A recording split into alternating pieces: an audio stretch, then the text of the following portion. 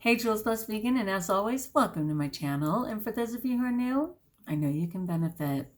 No, that's not my husband. They actually gave him one of those cutout Santas. Oh my gosh, so funny. And I have jumped more than once. But anyway, I just wanted to check in. Happy Friday, people. And I just finished teaching all day and I am exhausted for so many reasons, right? But praise God, not for eating wrong. Okay, I've been eating right, and I love that because life is much harder if you're not on your plan. And I'm absolutely on my plan. So I really just wanted to just check in for accountability and say hello. They finally moved my sister to a better hospital. If you've been following me, my sister Vanessa's had COVID. I just found out that two of my other nieces and nephews got COVID. And so I have three nieces, three nephews, and a sister that all actively have COVID. But Vanessa is by far the most ill. And there's some secondary things in play there. She'd fallen off her bike. She'd snuffed on her bike. And she rides like 150 miles on her bike for MS, to raise money for MS, multiple sclerosis. And she had crashed on her bike.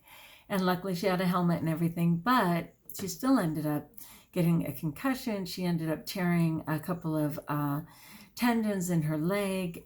She ripped her meniscus in her knee, whatever. And so they had her take some pain medication while she was waiting for surgery. And she doesn't take any medication at all. And so what they're realizing is that pain medication may have affected her liver, causing some of the problems. And then she was taking blood thinners as well. So those are like the two things. Otherwise, she does celery juice every morning. She eats totally healthy. She's amazing. But just in November, a couple of things were introduced into her system. Then she most certainly did get COVID. And COVID affects the, autoimmune and everything. And so a couple of things have been all interacting with each other, causing a perfect storm in her body. But finally, she's at a very capable hospital. There is a team with a plan, and they're actively implementing it. And I am so incredibly grateful for that. So thanks for people who've been checking. We are very, very hopeful for Vanessa. And I am just going to enjoy my husband and my family and just let my week go for a moment as best I can, because the phone's ringing off the hook. We have so many situations. And for those of you who are following my niece Christine, who was in that horrific accident when she got hit by a car with no helmet on her bicycle, total blessing. This finally, and I think it's been about 10 months. Let me think about that. It's probably only been about 7 months. Yeah, 7 months. She actually got to do some weight bearing for the first time on her titanium legs.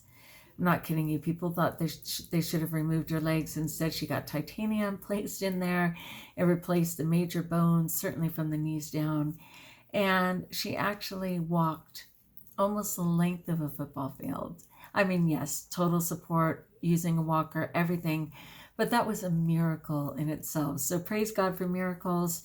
And we're still working on my nephew Dean, but there's some really good things in play there too. So I just wanted to say thank you so much for your support and for continuing to pray for all of these people.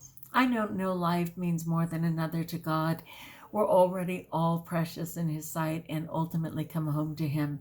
But the timing for going home doesn't necessarily work for humans who are saying, please spare that person. And I will continue to beg and ask Him to spare every loved one every time, and then He can make up His mind in the end. All right, people, thanks again for your support. Like if you like, join us if you haven't, subscribe.